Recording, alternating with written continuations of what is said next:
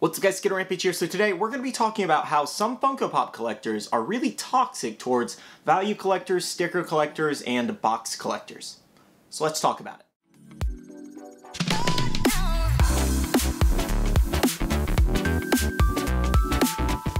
Alright guys, so I wanted to talk about this topic for a very long time now because I've mentioned it in a few different videos talking about it, and now I'm finally doing a video on it. I also put up a poll about 6-7 days ago, almost now, and there was about 412 votes, and 90% of people voted yes for me to make this video because I guess a lot of people feel the same as I do, that there are a lot of toxic collectors out there that don't really see the point in value collecting, sticker collecting, and box collecting, and just anything that, you know, kind of like resides in that area of that type of collecting. A lot of them, like, you know, shame you for it, or call you names for it, or call you not a real collector. There's like so many different names in the book. So today we're going to be talking about that stuff and like why I think it's like important to talk about and things like that, because it is, because a lot of people shouldn't feel bad for the way that they collect just because they collect a different type of way than everybody else. Because basically they say if you collect for any other reason other than the fact that you like the figure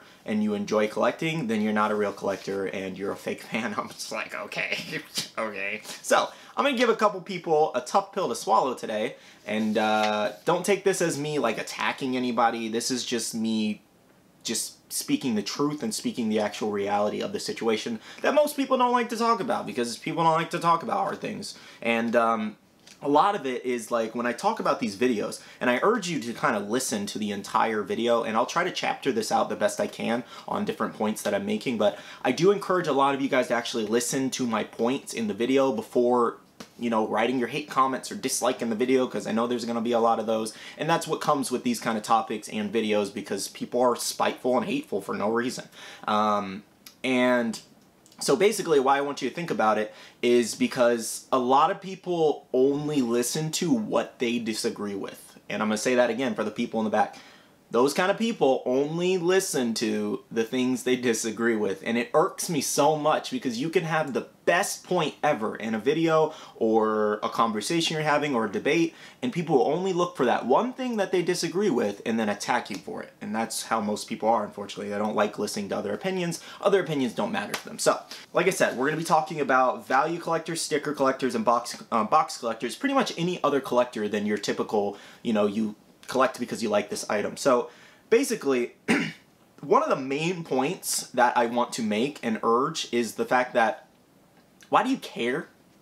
Like, why do you care what people collect for? Why does it bother you? The only reason that this would bother anyone that collects these things is if somebody's wiping out a Target store, for example, of a new exclusive that just released that day. That is the only issue. If they're driving up the price of a product and it's getting harder to get, is the only reason. And most of the time, those are just flippers. And there's a difference between resellers and flippers, which I'll talk about later on in this video.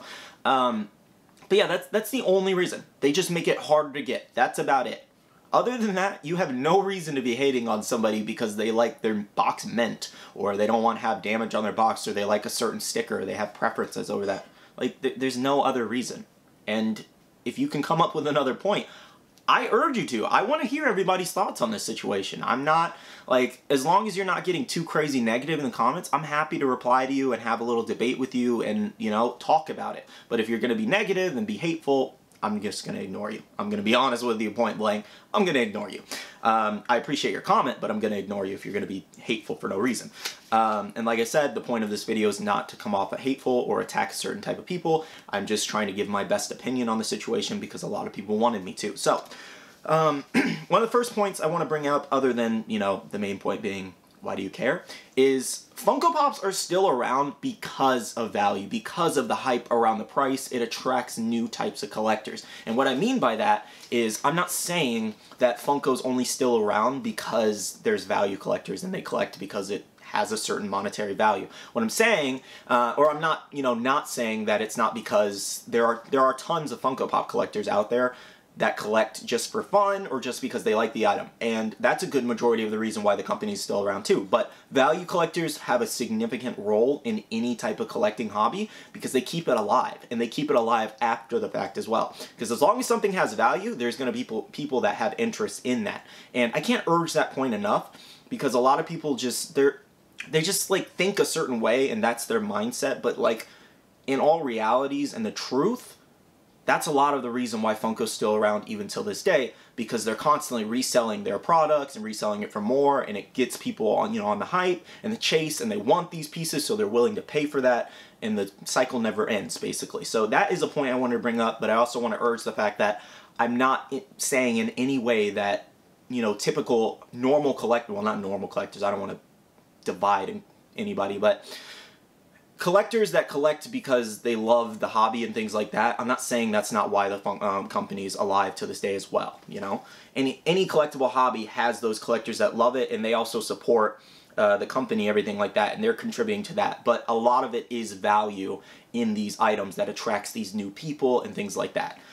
Another point that I want to make, I do have my little notepad here, I wrote down some notes for this video because it's a tough topic to talk about, and this one's actually one of the most important too. And this is the one where it gets kind of like, there's a lot of hypocrisy involved. I had trouble saying that word, I apologize. Where basically, if someone's pop gains value, say one of these people toxic people, we're going to name them as, who are bashing you because you like a sticker variant, or you like that your Funko Pop has some value. If their Funko Pop that they bought like 3 years ago for $10, $12 retail value was worth $100 now, for a fact they're not going to sell it for retail. They're not going to sell it for the original price they paid because it's worth $100 now. Why would they sell it? And that's the thing that escapes them when they're attacking someone who collects for value or holds on to a pop because it's valuable and then sells it later. Because you would do the same thing. You wouldn't not sell it for retail. Nobody would. And that's okay. There's nothing wrong with that, but don't attack somebody for it. That's all I'm saying. Don't attack somebody for something that you wouldn't do. It's just hilarious. That's the one that I laugh at the most, because it's like, nobody would do it. Nobody would sell their collection for the retail value paid. If your collection's worth $50,000 now, and I'm not going to do the math because I was never good at math in school, but you're not going to sell each one of those individual pieces for retail and take like probably not even 1/4 value cut, because you just won't. For the most part, you won't. Now, value collectors in a nutshell, some are snobs. They really are. They are absolute snobs. And I'm not that way. Like, I love that my collection has value, but I don't rub it in other people's faces, all right? When people ask me, sure, I tell them because they ask me how much it's worth. I don't mind telling you how much my collection's worth. But like I said, I'm not rubbing it in people's faces, because literally some of the threads I've seen in Funko groups is ridiculous. There's toxicity on both sides. It's not just one side. And if I didn't make that point across, or bring that point across, I apologize, but that is what I was trying to get to and build up to, is that some value collectors, they're toxic and they're very snobby. They like, some of the threads I've seen, like what I'm talking about, for example, is like, people will list their collections, like some of these collection threads, and then be like, oh, well, mine's worth this, and oh, wow, you have a $400 collection versus my $10,000 collector. Oh, you're not a real collector, you have less pops than me, so I'm better than you, and all this. And it's like, can we just enjoy the hobby without someone always trying to be better than someone for no reason? Because you have more items and it's worth more, you're automatically better and you know how to collect more than this person. Because you've been in it longer, you automatically have, well, yes, you would have seniority over it, the collecting aspect, but not just in terms of you're a better person or you look better. You just look like a jerk, basically. And that's just one of the points I wanted to bring up on the value collectors as well, because some of them are snobs. And those people deserve the hate that they get, for sure. Because if you're going to be a snob and try to put others down, then you definitely deserve it in return. It's karma, that's what karma is. Anyways, going back to my trusty notepad here. One thing I did mention earlier in the video, and this is kind of like, this kind of pertains to value sticker and box collectors, is the fact that resellers and flippers are completely different. And this one's a tough point to kind of get across, and I can understand that there are a lot of similarities between resellers and flippers, because the end goal is to make more money than you actually you know, invested. But the fact of the matter is, flippers and resellers are completely different. Resellers do this. They do it normally, you know, they probably do it in other categories. But flippers, like, these are people buying out entire stores. Now, some resellers want to act like they're resellers when they're really flippers. Like, if you're buying out a Target or a Walmart, you're a flipper, 1000%. That you bought all of those so nobody else could have one, so you could raise the price on it, for sure. That makes you a flipper. There's nothing wrong with that. Well, to an extent, you guys get what I mean. There is actually something wrong with it. It's not okay, it's very mean, but you guys get what I was trying to say. Anyways, I retract my statement, I misspoke. But resellers, some resellers only buy 2 of that item to resell, and then most people, this is my side of it. If I ever buy 1 or 2 of a pop, and I see that pop going for more than it's actually going for in retail, then yes, I'm going to buy 2, I'm going to sell 1 so it pays for mine, and then I get a free pop in my collection because I did it the smart way. If somebody's willing to pay the money for it, why do you care? You know, why do you care? And I mean, that's a part of an ongoing problem, that really is. And that's a whole nother topic in terms of Funko making variants and things like that. But anyways, for the most part, in my opinion, resellers and flippers, there's a very, very thin line before them, or between them. But for the majority, they are pretty different because, you know, some people invest in their collections and then they resell later on. Some people buy out Targets. They have different ways of going for it. So hopefully I kind of explained that a little bit. Somebody else can drop their opinion down below on that topic if you would like to. That one was, like I said, really hard to discuss, but I wanted to throw it in the video anyways and get the, you know, discussion started. Now, one thing I do want to talk about is, like, why we collect for value, or why we enjoy these stickers, or why we enjoy, like, perfect boxes. And the reason it is mainly just because it's fun. Like, you know, some people obviously for value, yes, they're trying to look for a return investment and things like that, but to me, I get so much joy out of seeing, like, a random pop shoot up in value. I'm like, oh my god, I'm rich now, this is crazy. Like, it's so cool to see, and most people look at that. Like, you don't know which pop in your collection you bought at $10 this year, in a few years, if it's gonna be worth like $100 to $1,000. You don't know, but it's so cool to find out, and the anticipation kills you to know what is going to be the most valuable in your collection one day. It's just really fun, and it adds to the aspect of collecting because you never know what's going to go up in value. And the sticker part is, some people just like variants. Some people just like having all of them. Some people are completionists. That's what a lot of it is. They're completionists. They want every sticker of every kind in that collection. There's nothing wrong with that. It's definitely more expensive, but there's nothing wrong with that. You do what you like. Do what you like. If you want to spend your money, your hard-earned money, your way, then do it. Just ignore people because they love to just be toxic about that situation too. And then the last one would be box collectors. This one kind of ties in values because most people, well, some people just like their boxes mint. And a lot of discussion around that is that more people care about the boxes than the figures. And I completely agree with that. Most people do care about the boxes more than a figure, it seems like. But what a lot of people don't seem to understand is that if you're a value collector, or you're just a collector that enjoys having value on your collection, you're going to want to have those mint boxes because nobody really likes a destroyed box. The box is, like, literally most of the value. I promise you. Look at how much a figure sells for in its original box versus out of box. A box is worth something. It's worth a majority of the value with the figure, obviously. You guys get what I mean. But yes, for the most part, I think box collectors, they just like having a nice box for value later, or maybe it just looks good in their collection. Some people prefer to collect out of box. There's nothing wrong with that either. They really enjoy that. But I just kind of want to touch up on that a little bit too. And then I think I do have one more thing I wanted to say in this video, which was, in no way are Funko Pops an investment. Literally, Funko Pops, like, buying them is like the stock market, because your $12 pop that you bought in the store the other day could instantly be worth $4 in like a matter of weeks, or $100. You have no idea. It's literally just like the stock market. They're constantly going up and down in value depending on world events and what happens in your favorite TV show or movie or anime. Everything's constantly changing with these values, so they're definitely not an investment. However, for example, that's staying Dobby down here. I don't know if you can see him. Dobby down here. Stuff is going crazy with Dobby in the manga. I've had so many people tell me to hold on to him. So you best believe, for manga readers, I'm going to hold on to him. Because I actually traded for another one. Because if he's going to go up in value, heck yeah.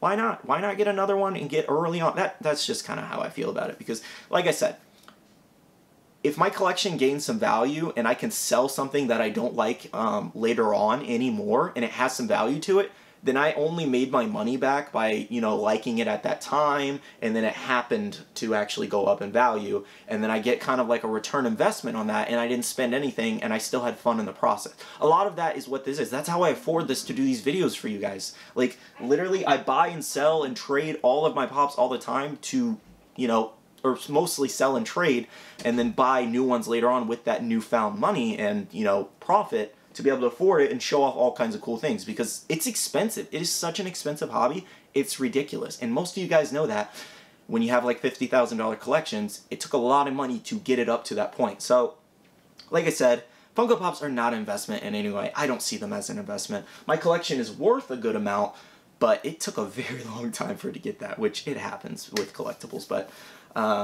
But yeah, that's pretty much a majority of the topics I wanted to hit in this video. If I didn't hit anything, and you guys have another, you know, sub little topic or another thing you wanted me to talk about, let me know down below. Start the discussion in the comments. I'd really appreciate it. Like I said, this is a tough topic to talk about. It's a sore subject because a lot of people don't want to hear about it. A lot of people don't want to hear the truth.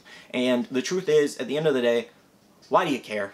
Why do you care why somebody else collects different than you? It literally has no impact on your life unless you like that pop and they're reselling it, or, you know, flipping a bunch of them to raise the value and you're not able to get one. That is literally the only reason that it affects somebody. And even then, the price is probably going to go down or it might go up. You have no idea. But please stop putting people down. Like, so many people in my comment section, they're like, you're not a real collector because you collect for value and you don't collect because you actually like them. Listen, alright, I wouldn't get every single character that I love and talk about them in every video and take them out of box and review them if I didn't love them. Alright? I wouldn't. That's like the main point of this collecting thing, because you like them. But it also has a value aspect to it that I enjoy. Sticker aspects that I enjoy. I do like having, you know, good condition boxes, but I'm more lenient on that now since I've, you know, originally started collecting. Now I really don't care if a box has damage as long as I, you know, have it in my collection because I want it. For example, I have something coming in that's really cool, but it's super damaged, but it was a good deal because it was damaged, and I really needed it for a video, so I bought it because whatever. Anyways, I'm out of breath. I'm out of breath, and I wanted to do this video for a while now. I just knew it would get a, you know, some backlash, because still, regardless of how far I explain my point or how well I explain my point, there's always going to be those negative people that are, you know, going to dislike the video or comment their opinions down below, keyboard warriors and things like that. So there's nothing really you can do about that other than try your best to open people's eyes and start the discussion at hand. But yeah, it's just a lot of toxicity that's so unnecessary in this hobby, and it sucks, and I feel like somebody should talk about it. So I wanted to talk about it. Anyways, if you guys enjoyed this video, and if it was helpful to you in any way or insightful, please leave a like down below. It's free to do, as well as comment down below your thoughts. It definitely helps me out with my algorithm, and I would love to read your responses, and I will try to reply to as many people as possible, because I feel like this is going to have a lot of comments, because a lot of people are going to have a lot of things to say. But yeah.